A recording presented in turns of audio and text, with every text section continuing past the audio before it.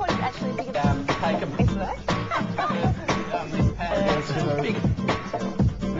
Hello, everybody. Assalamu alaikum.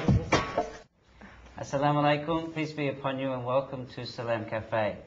It's great to be back and it's great to have Assad. Assalamu alaikum. Walaikum salam, Ahmed. I'm very happy to be here. Wasn't last episode fantastic about human rights? You just want to talk more about law. No, it was great, and in fact we've had a lot of responses to our website and the human rights link on there, and I hope our viewers continue to do that because that human rights consultation is ongoing at the moment. That's right, you people can change the law.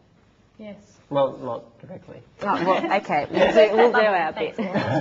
And Toltu, welcome back. Assalamu alaikum. Walaikum salam. Well, I'm really happy because now I've added my collection of hijabs, as you noticed. Like each week. You are very bright this week. Yeah, I know. This is actually from Africa, yeah. This guy's from Africa. Yeah, looks Yes. African. I heard you got it for bargain price. Yeah, I did for about Australian $1.10. Did you have to haggle? No, I didn't actually. It was cost price. I just bought it like that. So good stuff. Great stuff overseas, Good yeah. purchase. That's awesome. Thanks. And Susan, assalamu alaikum. Excellent. You're looking at a little Toned pale in down. comparison. Yeah, young boy. Thanks, guys. That's great. Well, I've got nowhere to go from here. No, I actually have nothing to say. All I'm doing at the moment is working on my thesis, and it seems to be all I'm thinking about. So that's You my keep brain thinking is about full. that? It's full. We'll go over to hubby. Assalamu alaikum. Oh, I'm hubby. Everybody knows you guys are married. Yeah. Well, they do now. What? I had a fantastic weekend because, I mean, all right, it's well known. Everyone knows I'm absolutely a nutcase when it comes to football, right? Yes, we know that very well. I know that. I had double 11 on the weekend because I went to 2 footy games. One because Is that allowed? I went to obviously the Richmond game because I'm a Richmond supporter, but I was also given tickets to Sydenham Dating Club. Oh, thank you. Ah. I was waiting for the call, but anyway. Yeah, no, they were given to me. Okay. And so I went there and I watched another game. And so one at the MCG, one at Telstra Dome. And at the MCG, I discovered all this time they've got a room that they set aside that you can use as a prayer room. No way. Now this is this is You mean I've been praying in that car park for all these years? yeah, no need. No more. No more. This is this is major. Where are you? There. This is major news because. Get on with it. Okay. You know the new Ponsford stand? Mm-hmm. You go there, you get in a lift, you go down to level B1. They've got stadium management. You go there, you say, I want to go to a room that's free to pray. And they go, oh yeah, the prayer room. And they walk you down with the keys, unlock it, say put in there, don't nick anything, lock the door and away you go. So it's like the executive washroom. It is. Awesome. You get the keys. It's basically just like a little office conference room. But they just let us, But Waleed, here's an important question.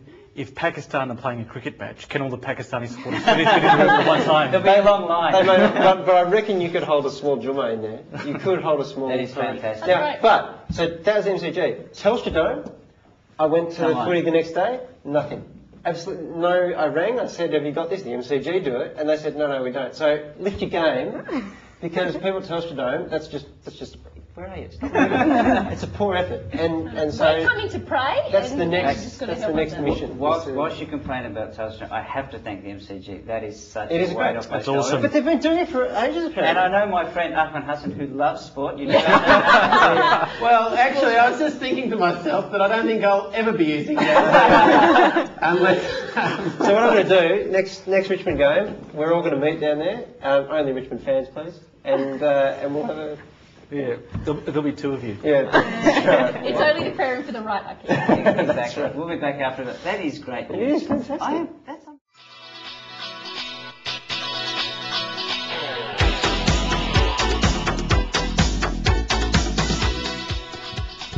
Right, I found a patch of grass that I think may have been stood on by Captain Cook when the first fleet arrived in 1788. It's right here. Have a look at it. Hey, John, this ain't gonna work, mate. I don't think people are gonna believe this. Let's find something else that people might believe. Yeah. Hey! Oh, check out these Muslims! That's perfect! What a story! What a story! Oh, I'm gonna get on the newspaper for this or some top story. Oh, let's go. John, we've got some guys over here, these Muslims. Let's go. So, excuse me, guys. You guys just speak English? Yeah, of course speaking. Yes, we speak English. Alright, well, you're Muslim, right? Yes, yes. Oh, surprising. Here's a story. As a Muslim woman, do you have a career or even do you study? You can read? I also study. I read as well. So you're literate? I'm very literate. Right, well, we don't really have much of a story here. Just cut that one. Cut it. Hey, John. I found some guys over here training. Excuse me, guys. Hey, what are you guys training for? Just gonna have a soccer match. We're just warming up. You're gonna have a soccer match. You guys are Muslims, right? Absolutely. So, as Muslims, you're obviously not allowed to have fun. So, what is the aim of this camp? Oh, you'd be surprised. Actually, the word Islam and fun is synonymous with each other. Actually. Alright, guys, let's cut that one as well, G. Now the cameras are off. The camera's off, so don't worry about it. It's just you and me. Now, a couple of questions, important ones. Yeah. What are you guys really here to train for now, honestly? Well, we actually have soccer training in 10 minutes. No. I said the cameras are off, man. I just want to know. They're training us how to use one of these. Yeah, bro. Alright, what is that? Is it just a banana? Just a banana, right. Alright, this is it, John. Yeah? I've found some girls over here that are away from the main group. I think they're outcasts because they're women. Alright, let's talk to them. Hey girls, how's it going? Good, thanks. Alright, you're obviously away from the main group because you're women. How does it feel being an outcast? Do your parents not love you? Yeah, our parents love us heaps. What do they do to love you? Like, how do you know they love you? My mum bought me an iPod yesterday. Your mum bought you an iPod. Well, what about you? Like, my dad really loves me. He took me to the snow, like, you know. How do you girls feel about your parents beating you up at home? What the hell are you going on around? Whoa, far out. Okay. Cut that. That's just, no, we're not using that. Hey, John, I reckon we got a story over here. It didn't really work before, but let's just... Excuse me. Guys, you trying to read or something? Yeah, okay. Was it your father or your brother that when they bashed you or they abused you as a child, was it them that forced you to wear the hijab, or was it one of your friends that sort of forced you to wear the hijab? Who forced you to wear the hijab? Well, my father's not Muslim. And So he wasn't Muslim, so your mum forced you to wear the hijab? my mum's not Muslim either. So who forced you to wear the hijab? What about you? Did someone's got to force you? No, no one's forced me to wear. So how much did they pay you to wear the hijab? Nothing. Pay for nothing. These guys are doing stuff for free. So what do you actually have in there? Like detonators or what? Food or? Hair. You guys got hair under there? What? Do you shower with it on or what? No. No, it actually comes off in the shower. Right, were you born with it or? No. Cut that one. That story's going nowhere.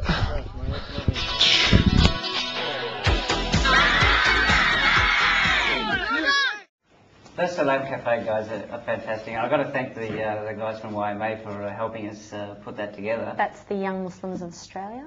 Yep. Yeah, so those youth activities are always a lot of fun. You and I grew up with a bit of that, and yeah, it's good when you're young to get involved in the community, and then you grow up and make TV shows like this. Yeah, look where you can end up. What a career path. I've got to say, Nazim was pretty good being aggressive. I didn't know he had that sort of streak in him. I think there's a lot of things about Nazim we don't Yeah, I'm a bit worried about him. Now, So who's our guest after the break today? We've actually got two guests. It's our first double header, I think we could say. We've got. you still got footy on the brain. So we're going to fit on the table? Yeah. We've got. We might need to oust you, Ahmed. Oh. You're expendable. Yep. I'm expelled. We've got a mother and daughter combination who are coming in. A young lady, Yasmeen El-Shawy, and her mother Inas. And I think it's a bit of a No Limits and Salam Café meet. Ah. So it's a bit of a good Channel 31 show today, so the best of both worlds. So that should be really good. I'm looking forward to that. It's a little bit different than usual. Stick with us. But there's only space for two people, so Ahmed, you're going to have to go, mate. Shuffle off. See what happens. Okay, slow We'll be back and there'll be one less.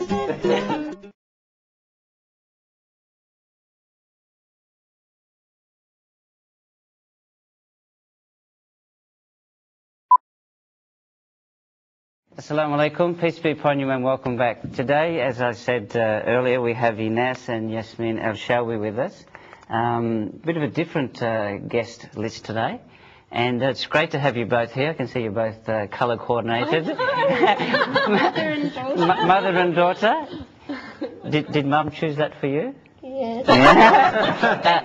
I have an important question. Are you happy about that? Not really. Very diplomatic. Very, very nice. So obviously this is Yasmeen, this is Inas. So tell us a little bit about Yasmeen and your experience of obviously, you know, raising a child with disability. Yeah, well, Yasmeen's my first child. She's 14 years old now. And yeah, where do I begin? It's been a long journey. Yasmeen was born as a perfectly healthy baby with a perfect APGAR score. She didn't have colds, she didn't get sick. She was just like, you know, very healthy baby until about 6 months of age. She just suddenly stopped. She used to jump up, you know, jolly jumper and jump around. She sort of, her jumping got less, you know, she just jumped less, and like she rolled over once or twice and she stopped rolling over. At first doctors didn't pick it up, but at 1 year of age she was diagnosed with spinal muscular atrophy, which is it's a very severe physical disability which affects her ability to move. Thank God it hasn't affected her ability to speak or any of her facial muscles, but it affected all the muscles in her body. And but mentally, so there's obviously no issues. No. Most children with SMA, as they call it for short, are quite bright, and they're known as having bright eyes. And so does that mean you're good at maths and English and all those other subjects that you take at school? Yes. And you're fluent in 2 languages, so you're obviously smart. Arabic and English. Wow, smart. And I used to learn French, but it's too hard. Yeah, fair enough too. Giving up on the French. I did French at school, and honestly, it was just a nightmare from start to finish. So she clearly is very highly intelligent. So when Yaz was quite young, she was diagnosed. How, as a mother, you must have just gone through so many emotions. Yeah, it was very emotional. At first, when the doctors didn't know, I was given many diagnoses at first, and so it was a bit confusing. So I didn't know what to believe because I had some conflicting opinions. And then when I finally found out, it was a bit devastating to think that your child will not have the so-called perfect life that you hope for them.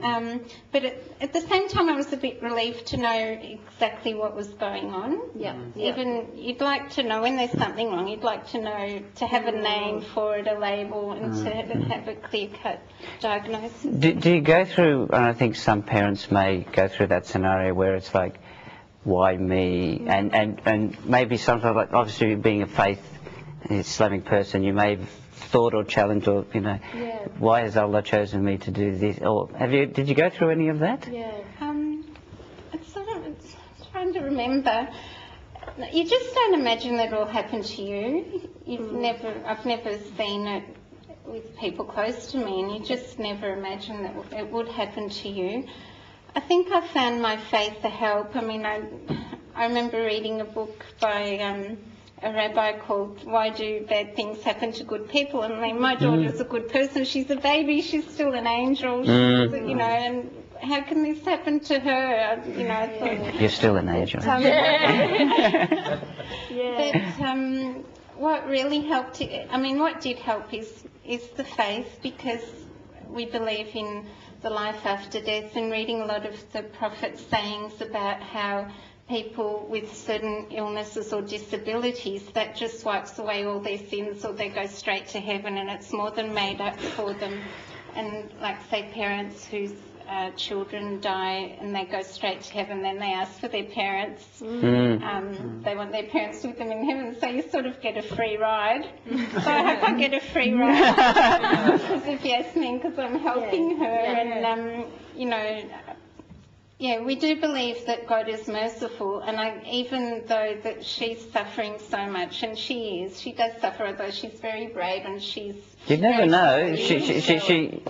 But you just think there's, this life is a journey, and we're going to reach the destination in the here year after, hopefully. In the meantime, what do you do to occupy yourself? I mean, you must have so much. I know that you've got a stint in memorising, and I asked her about that earlier, and also that you've got other hobbies like what, painting it was?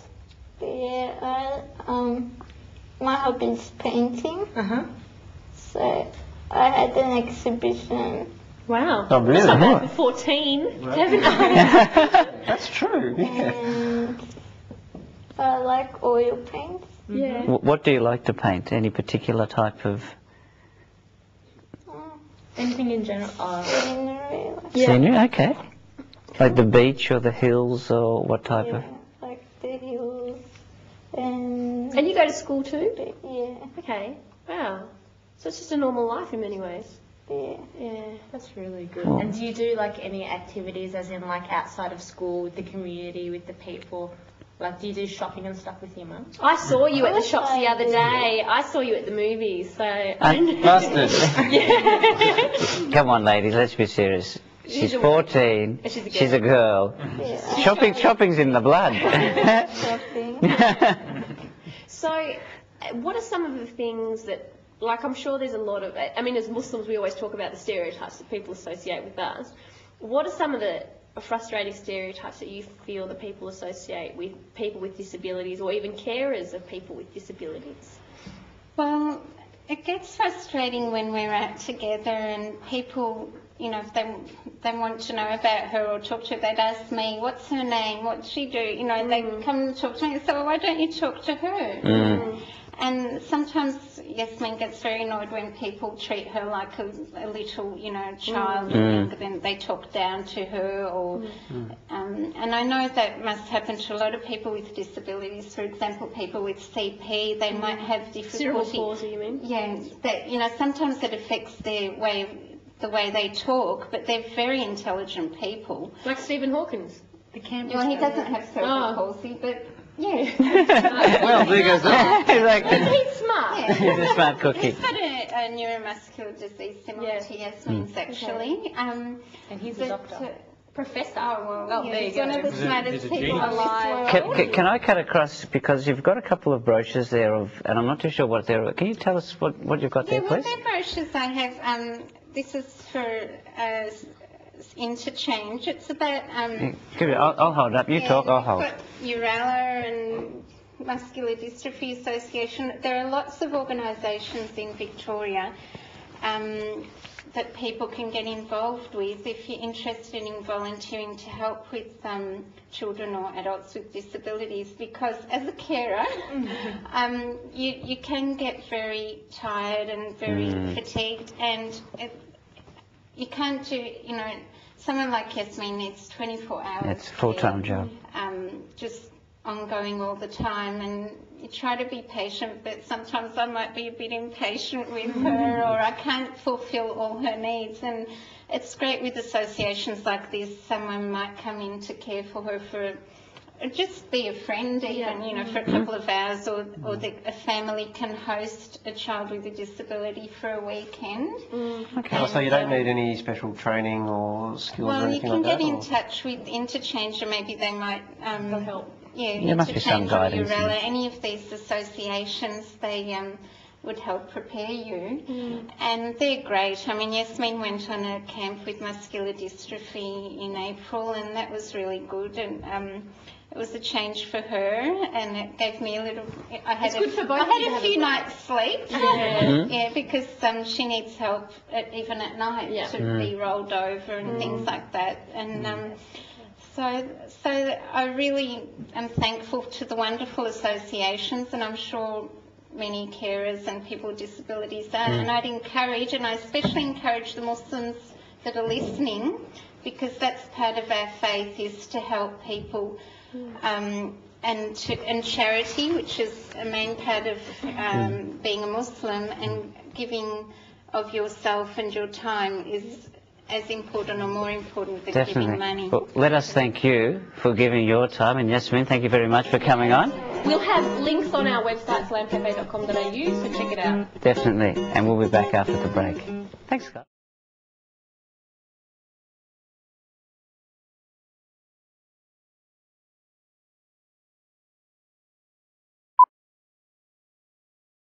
That was fantastic. That was really interesting talking to Inas and Yasmeen. And Yasmeen was a trooper. She was unreal. She was great. You probably couldn't see it on the camera, but she had all these funky stickers on her wheelchair. Yeah, That was awesome. that artistic She's flair. punked it I think you're spotting the pedals in danger. We miss you at all. Not at all. Can you paint? No. Dodgy. But I'll tell you something interesting that happened the other day. I was with the kids in the car. Unfortunately, there was no traffic around. There was this big lump of wood in the middle of the main road, Wellington Road. And, That's interesting. yeah, well, no, good. And then, so I said to the kids, okay, practical demonstration of one of the sayings of Prophet Muhammad, because he said that you wake up in the morning, you've got, every joint, you owe a charity on every joint. So to thank God for all that your joints all work, unless, I suppose, you've got total hip replacement or arthritis. But for every joint, you should do something good to thank God. So it said smiling at somebody is good, a good deed. Giving charity is a good deed. Even praying is a good deed. And and also removing something harmful from the path is a good deed. So I said, okay, I'm going to show the kids. So they got all the kids in the boot. Brought up the sled. Fortunately, there was no traffic. There was no cars sort of about to run into us or anything. It was a red light. So I quickly jumped out of the car, got the lump of wood, put it on the side of the road. And the kids were saying, oh, Dad, what are you doing? What are you doing? And then I explained, look, see, our Prophet taught us that you've got to do a good deed. So fortunately, there was no car that sort of came up while I was doing that. Which joint was that for? Maybe the little pinky. Do you know how many joints there are in the body, Doctor? Yeah, you're the doctor. Yeah, look, I'm an eye doctor. None in the eyeball, but there's over 300 in the body. I know That's that a lot of good deeds. Yeah, 300 That's a lot good of deeds good a day. deeds. So here we go. All the Muslims out there, No, 300 good deeds a day. I think that's really important because sometimes we lose track of, the little things that people do for another, just for no reason, just for the goodness of whatever. Sometimes you see someone walk up to you in the street and you think, what was that for? Oh, what do you want? Do you know what I mean? Whereas, no, they're just out there to do a good thing, and it's great. Yep. Something which is a good thing is responding to Susan's question. That is a good thing. That might count as one good deed. Who knows? What have we got? In case you didn't watch last week, why didn't you? The question that we want you to answer on our website, salamcafe.com.au, is what good advice did your grandmother always give you? We've had some sensational responses to this. It's been a trip down memory lane. We've got some wise grandmas out there, some real serious nanas and nonnas and all other things. Yeah. Let's be honest, we've had some shocking answers. Yeah, what's going on? I can't believe Grandma said some of that stuff. There's no way Grandma said listen to Tupac. You've still got 1 week to get the best answers in. Go to our website, type in your most clever, intelligent, witty response, and the best answer, or answers, will be read out on the show, and you'll be famous. What more could you want? That's right. All our viewers will hear your answer. Your name will be going across the airwaves. Yeah, across the world, don't forget. We're on the web live streaming. Because we do have live streaming. So if you have friends in Sydney, Adelaide, wherever... Or Spain or USA. You can tell them to go to salamcafe.com.au and they can actually watch us. They can watch Salam Cafe to go. Yep. They can just give us feedback. It's always good. Positive ones, We please. love reading them. We better wrap it up for today, guys. Once again, another great show. Thanks to our two guests, Yasmeen and Inas. And we'll be back next week. And remember, Monday at 9 p.m. and Saturdays at 5:30. Same bat time, same bat channel. Assalamualaikum. What about Evan? Evan. Thank you.